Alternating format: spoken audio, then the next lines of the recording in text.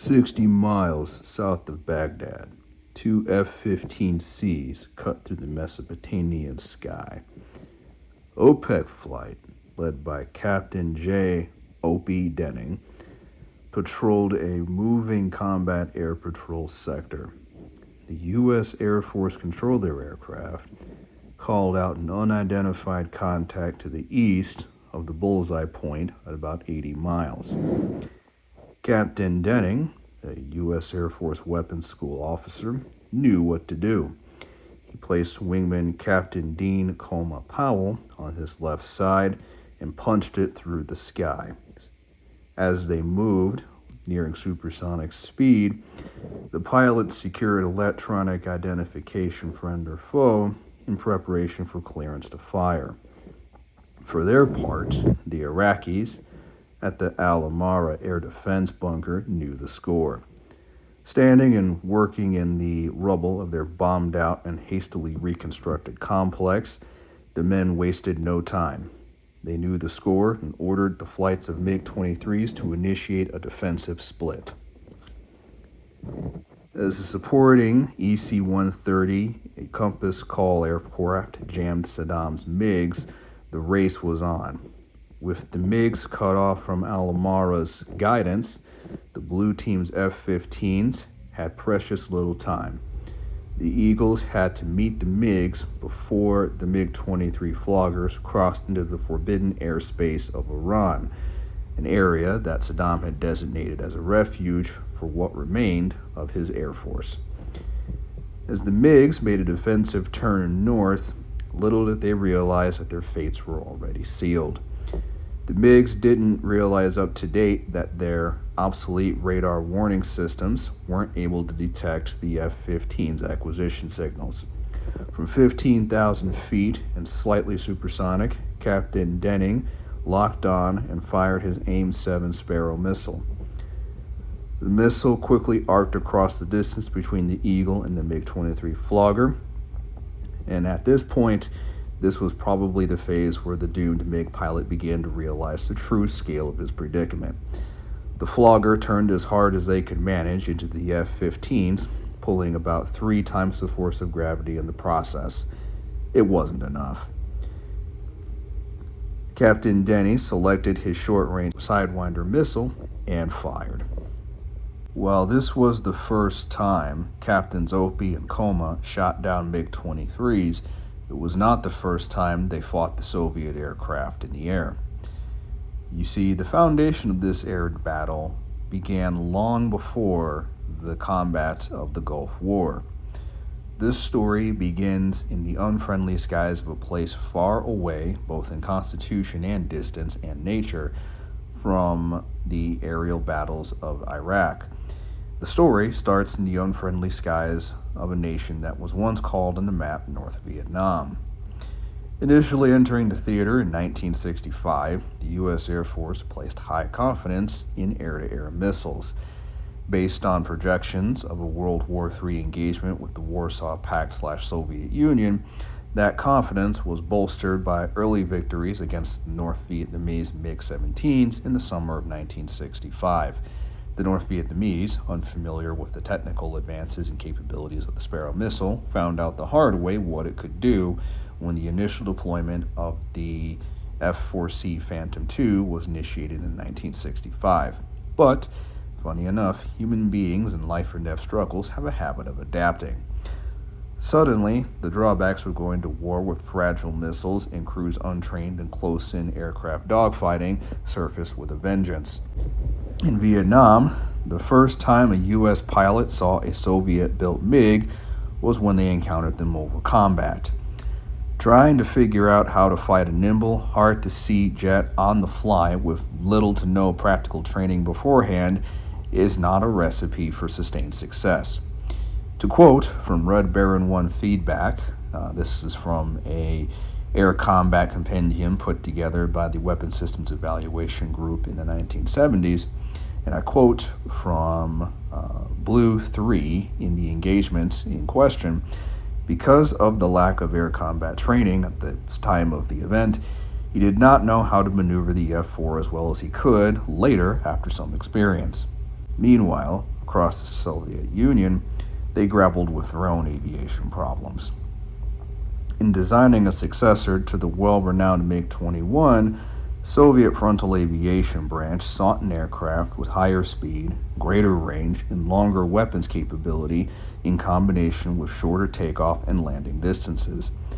The MiG Bureau began work on a project, but even as the prototype flew, it was clear that unresolved problems still stood.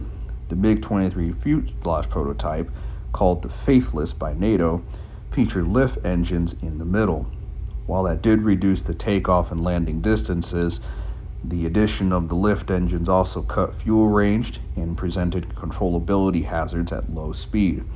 Modern aircraft with multiple engines to enhance short-speed lift, such as the F-35B, use sophisticated computers to manage transition regimes between high and low-speed flight with the lift engines. Naturally, this technology was nowhere near available to the Soviet engineers of the Cold War.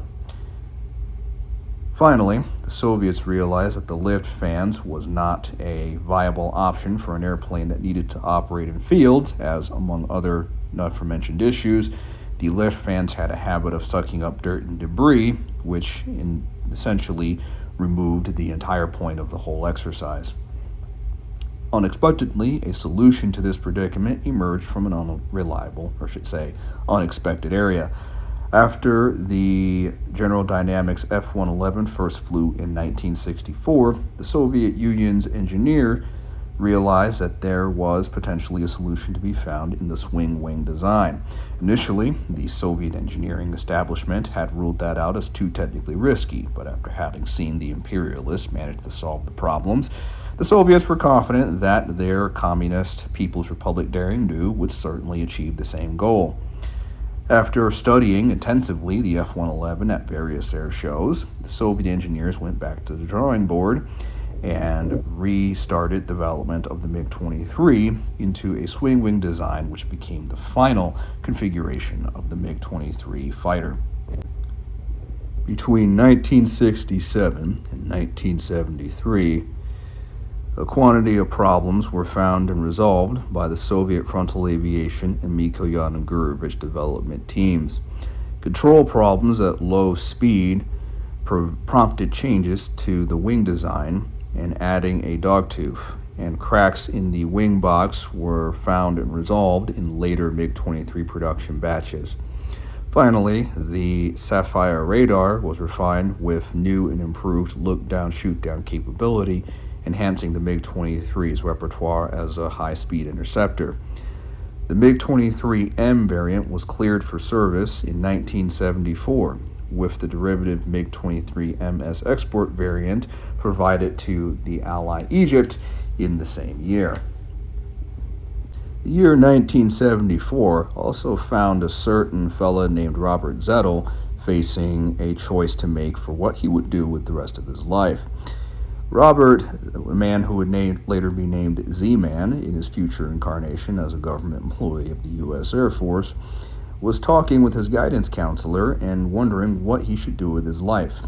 He had actually seen a few airplanes working a farm in traveling between his farm in Illinois and Wisconsin and his family, and had noticed on his journey airplanes coming and going at O'Hare International Airport.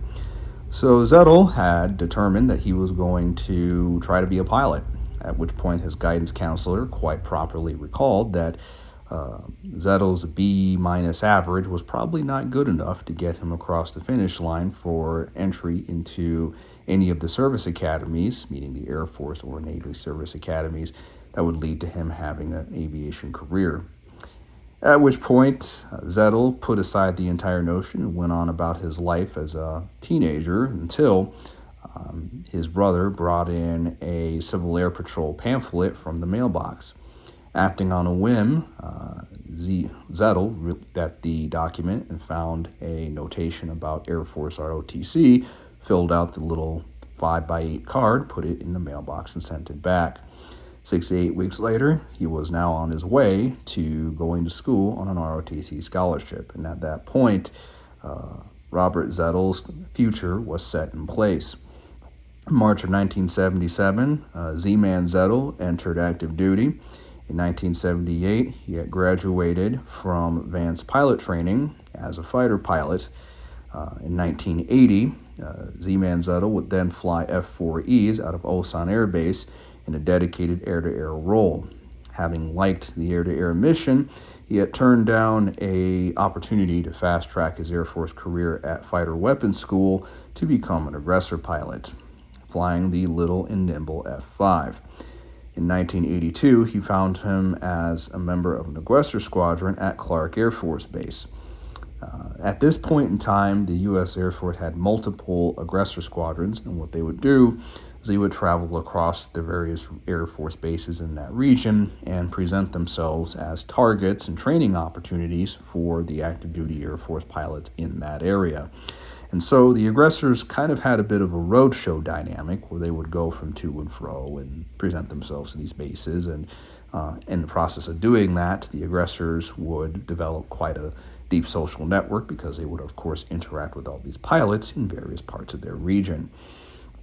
Along those lines, Z-Man Zettle had crossed paths with an air traffic controller, an expert area controller, who passed his name on to the people in charge of an outfit called the Red Eagles.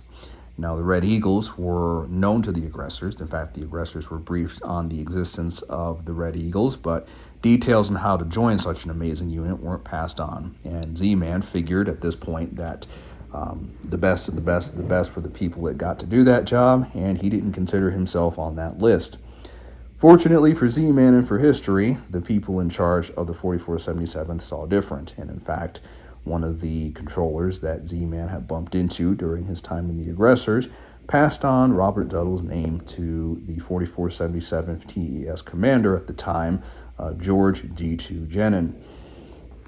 Now, this is an interesting place to look at the 4477th Red Eagles because at this time, the squadron was undergoing a pretty big transition. The squadron was originally founded as a classified exploitation operation led at the time by Unit Commander Colonel Gaylord Peck. Gaylord Peck had sketched the concept and even come up with the name Constant Peg for the unit. At the time, when it was originally set up, it was a very much back pocket, low-key, very discreet operation. And so many of the members were, shall we say, not in compliance with the Air Force grooming and guidance standards. Now, this was by design, the idea being that a group of people running around in the desert with military high and tight haircuts and clean and primmed uniforms would give away the entire point, right? It would be very difficult for people dressed and arranged in such a way to claim that they were anything but U.S. military operations, obviously doing something very secret in the desert. So to enhance their cover story as civilian employees working on the local oil industry out at the relatively remote Tonopah airfield, they grew their hair out, they didn't wear regulation uniforms, and they didn't abide by the typical Air Force fraternization and socialization as well as grooming standards. While this was okay for a certain period of time, the U.S. Air Force had bigger plans for Tonopah, and in expanding the operation to accommodate what would later be called the F-117, it was a mandate of U.S. Air Force Tactical Air Force Commander General Creech to take the 4477th from a back pocket, somewhat rogue operation where people didn't follow the rules. There were no official standards and procedures. There were no official maintenance guidelines. There were no official documentation on the aircraft or the maintenance. Aircraft paperwork that was maintained in tactical Air Force units was not kept, etc., etc. To resolve these bureaucratic differences between the operations of the 4477th and the rest of the Tactical Air Force, General Wilbur Creech brought in Colonel George Jenin, aka G2, to align the 4477th to normal Air Force policy and processes. As one might imagine, this was not received very well, but as one of the pilots at the time was mature enough to recognize, George Jenin's mandate was not something George Jenin thought of, and if the people at the squadron didn't go with the program and agree to, in fact, act like they were members of the normal Air Force, they would find themselves doing something else for a living.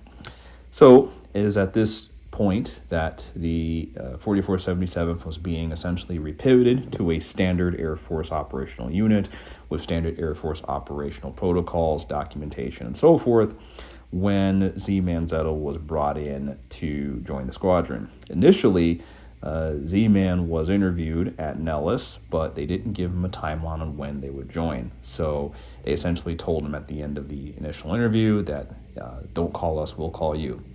Figuring that he wasn't going to get the job, and, well, he gave it his college try, and all was well that ended well. He was getting ready to get orders to a staff tour when all of a sudden his commanding officer called him in and essentially said, hey, I don't know how you got this job, but you are going to be in the best position in the Air Force, and that's going to be flying MiGs out at Tonopah.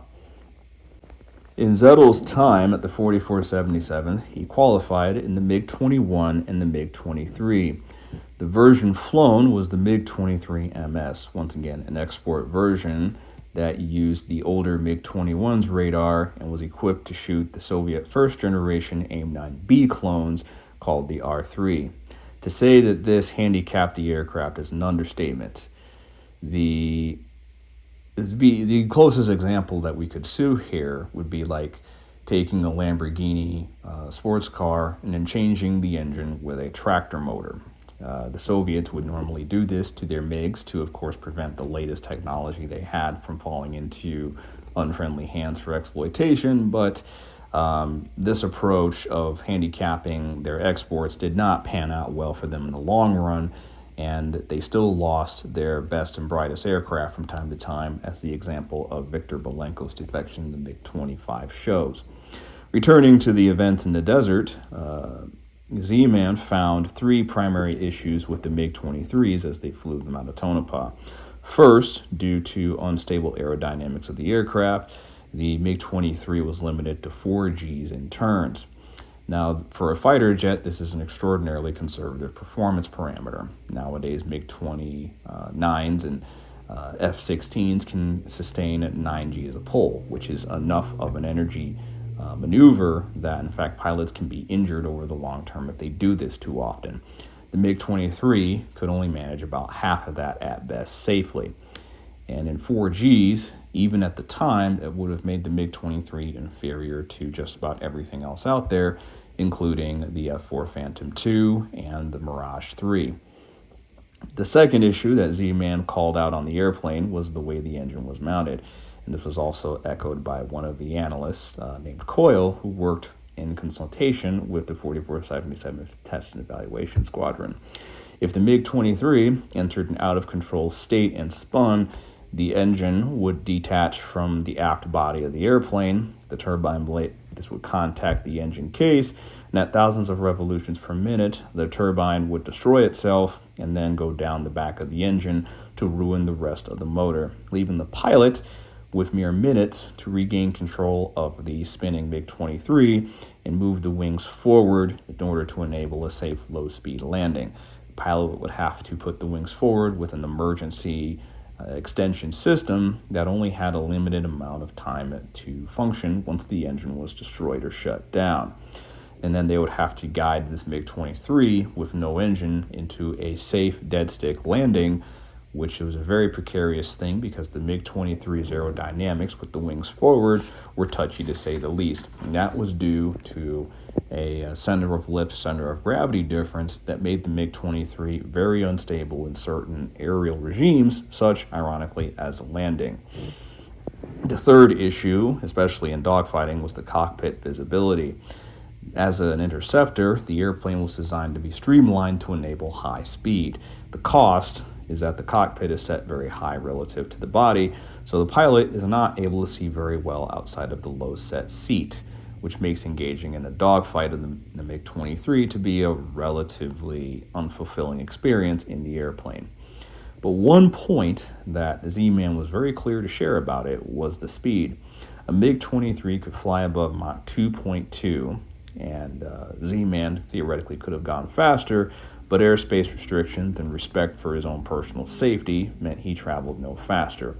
There are stories of people who have done that, and at least in theory, they survived enough to talk another day.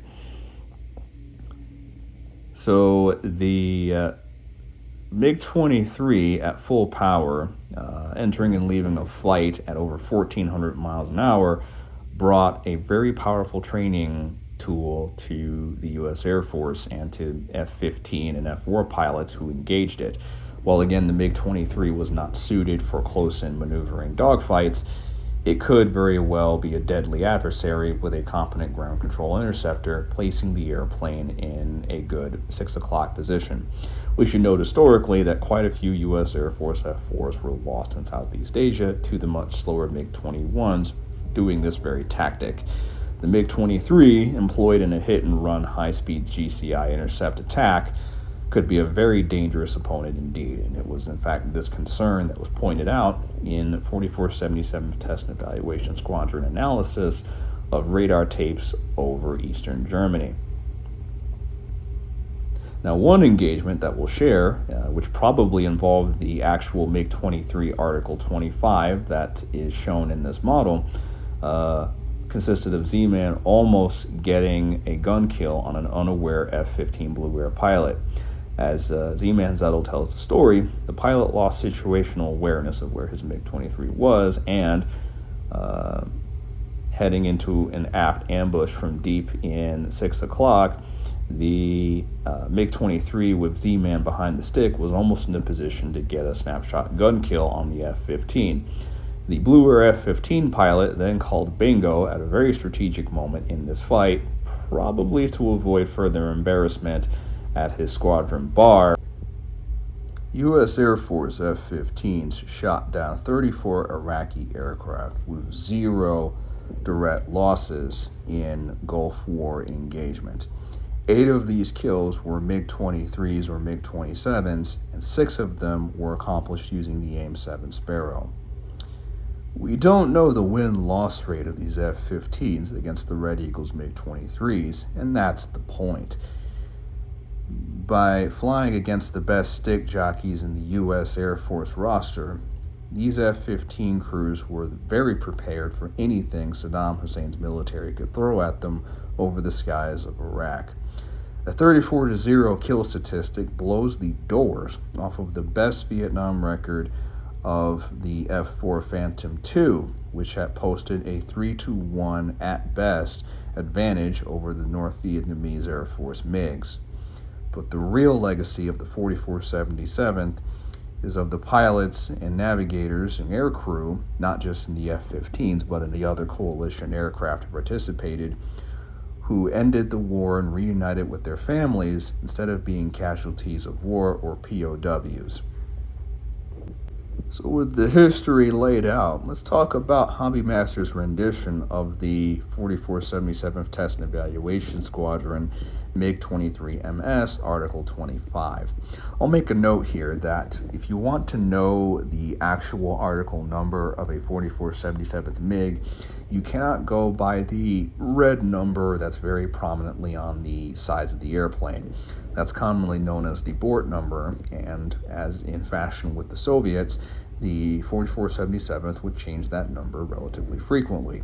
The actual number that identified the aircraft in 4477th inventory terms was a number on the back of the forward landing gear, which you will see here as article number 25.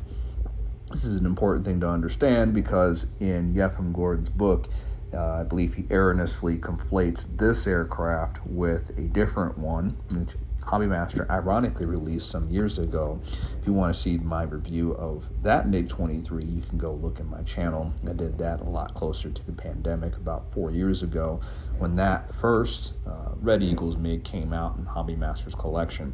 So now with this iteration, this particular MiG is of course on display at the National Museum of the United States Air Force, and you can see for yourself that the article number on that airplane is number 25. So for reference in my videos, that's what I'll be calling it as, even though the Bort number is of course not the same. So the pros of this MiG-23, the shape is relatively accurate and the cockpit is also accurately rendered. I'm blessed to say that I did in fact take a gander at a real life MiG-23, although that version was an ML in service to the East German Air Force, which I've also done a video on that HobbyMaster released some time ago, so feel free to check that out.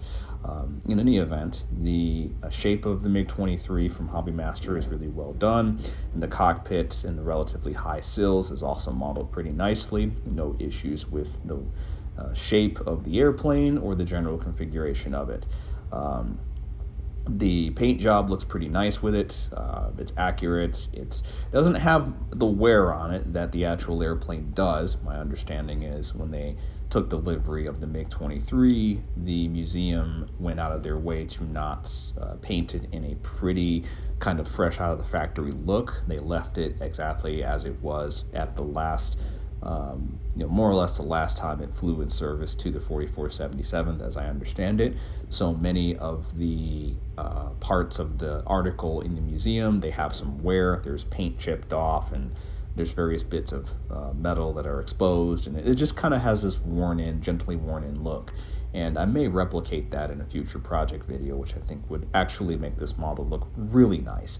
But as it is, it's done, of course, in HobbyMaster's trademark factory fresh configuration, which I like because this means you as the owner are completely at liberty to customize it as you see fit, versus something that comes out of the box already pre-weathered, and then you pretty much have no choice, right? So it is really cleanly done. The colors are accurate, and the shading and the tone of the model are fairly close to the real thing.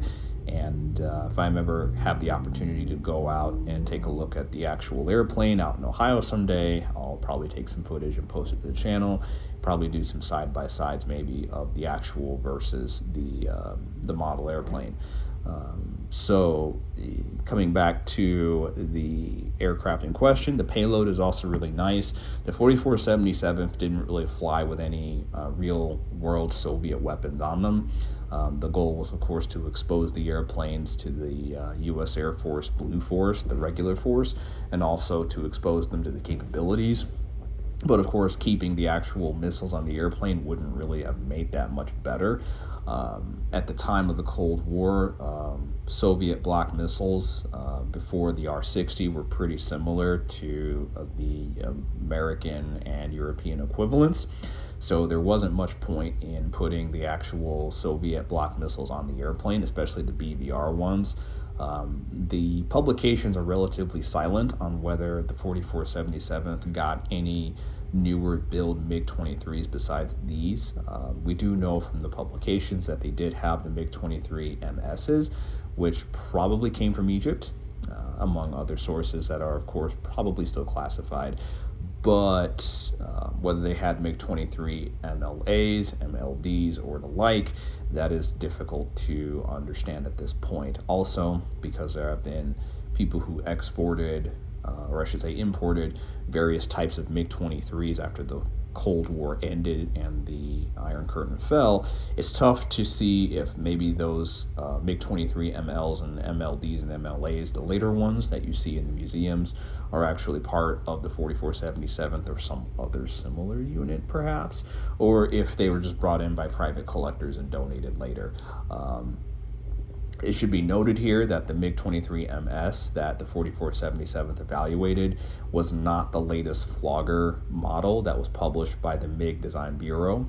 In light of the various issues of the MiG-23, the MiG Bureau did go back to the drawing board and make some substantial adjustments to the aircraft over time, much as the US did with their F4 and the French did with their Mirage, as pretty much any manufacturer would do with their product.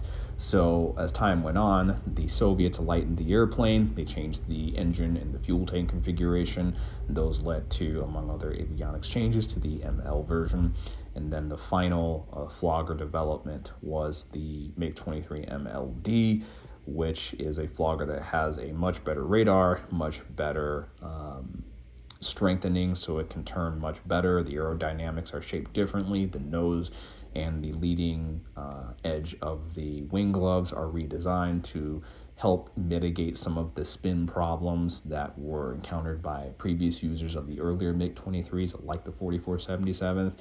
The MiG-23 MLDs, I did do a video of that one because HobbyMaster made a version in the colors of the Russian Air Force back in the 1980s when they were in Afghanistan, and I did talk about the history of the MLD in that. So if you want to know more about the enhanced flogger and kind of why that's a missed opportunity in terms of Soviet air power terms, definitely check that video out. I think anybody that's familiar with the MiG-23 flogger series is a fans of this aircraft, understands that its reputation was pretty badly damaged by the use of this aircraft by Syria in the Middle East during the 80s, at which point the MiG-23MS was completely outclassed by the American supplied Israelis, taking at the time, brand new F-16A and F-15s up against MiG-23s like you see in this video.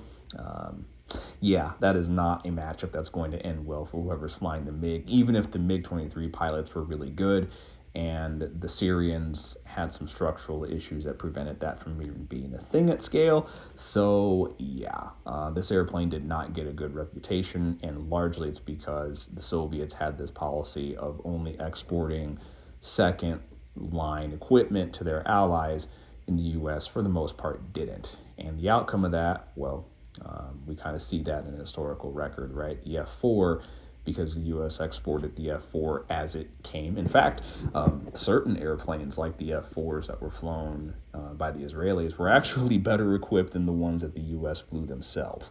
So you have a situation where the U.S. side flew airplanes that were actually inferior in certain respects to the exported equivalents that were modified and improved overseas, whereas the Soviets took the opposite approach and kept the best technology for themselves.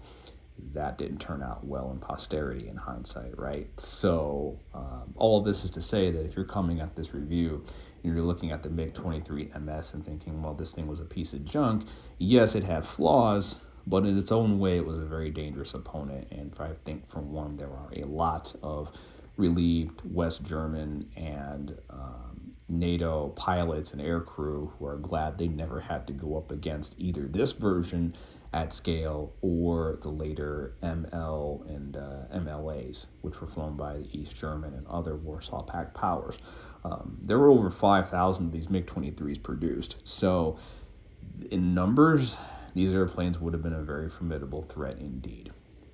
So with that tangent concluded, I think it's safe to say that the payload and the configuration of what you get in the box for this is very period appropriate, and you're not missing anything in terms of getting it out of the box. So all in all, very good pros to cite with this MiG-23. Some of the cons. The first is the main landing gear door just broke.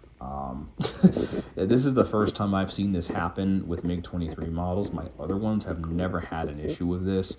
The main landing gear door, if you want to present this model in flight, you have a front door and a rear door cover, and you just take the landing gear out, put the cover door in, and off you go. If you notice in the intro shots, the cover door is very misaligned to the fuselage, and unfortunately, that's because the tolerances are just really, really wonky on it. Hopefully, it's just my particular model that had this problem, but basically, the door just wouldn't fit in the slot, and I tried to force it in, and that just cracked it in half, like right down the middle.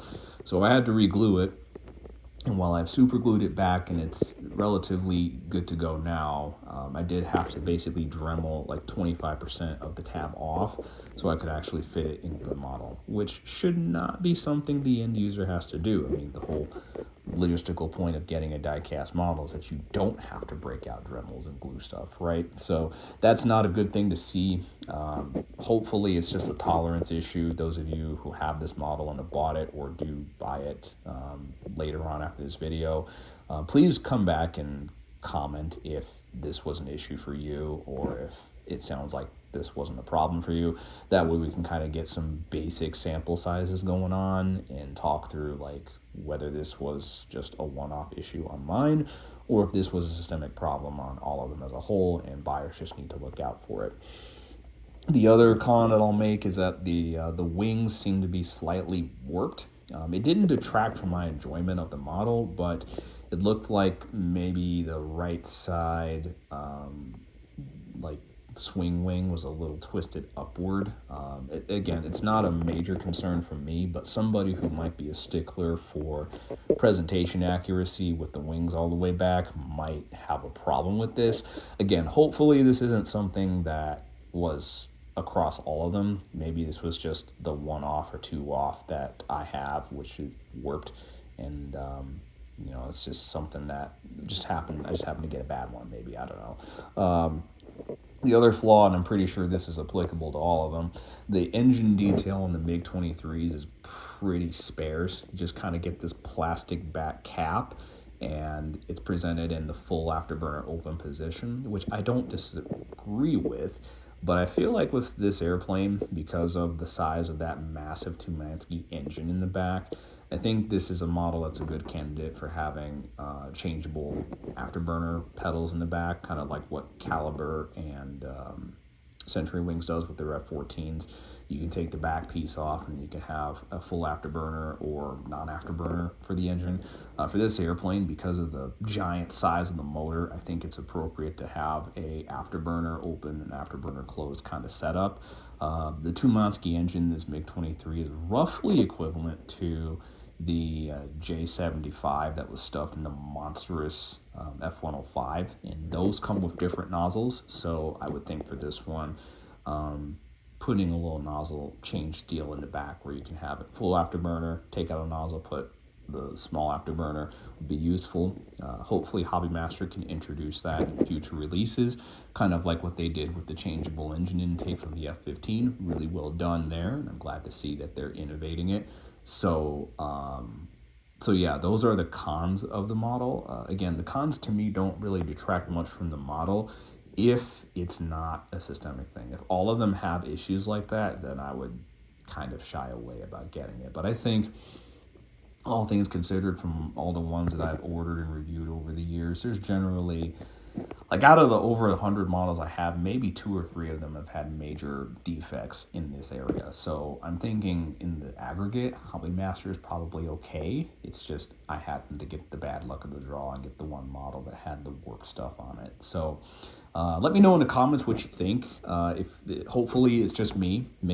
If you guys have had problems out there with models missing parts or parts being broken or stuff being warped or twisted, chime in, because the more we talk about it and service it, the more likely we're going to get a solution.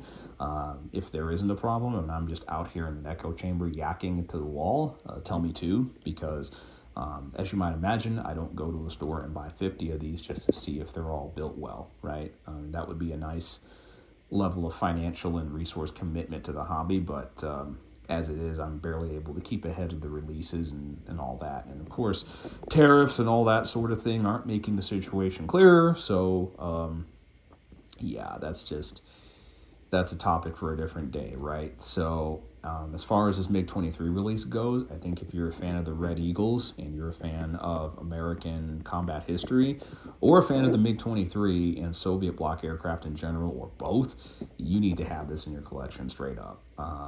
If you've been to the U.S. Air Force Museum and you've been late enough to see this exhibit, let me know what you think. If you get this model and you've seen the actual Article 25 MiG-23 in question, let me know how close they got to it. Because even though high-resolution camera images can kind of show you what things look like, it's different seeing it in person. And it's going to be a while before I make my way out to Ohio to see it in person one of these days. So thank you for watching the video. Those of you who are subscribers, I extend my heartfelt appreciation for you guys and girls and what you all have done to show your support. If you like my content, please let me know that you do. Leave a comment, hit the subscribe button, and I'm not going to commit to a specific release schedule, but what I will do is put out content periodically. As unfortunately, as much as I would love to say that I get paid a lavish sum of money to talk about history of airplanes, that is just not how the economics of this sort of thing works. And yeah, we live in a world where people commenting about fellatio on social media get way more views and way more money than talking about actual history of veterans that have fought and bled and in some cases died for the societies that we live in, so that we have the freedom to have pointless social media clips about comparing fellatio techniques. What a wonderful world, right?